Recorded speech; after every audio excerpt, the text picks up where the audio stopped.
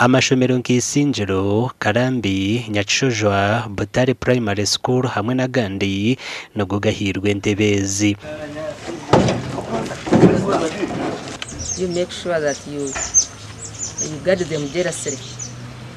When they are broken, you repair them. You make sure that they are clean and they are used properly. When they sit on the floor, there are other inconveniences, but when they are comfortably seated, we expect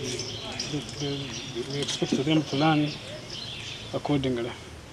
Muribingi, everybody is crying and konkumuri yabo na Dio ndakuwa simera ofisi ya Dio n'abakora nabo na deputy akao na ofisi yako yona twikiriza ingu omubingi ndi n'umwatwara.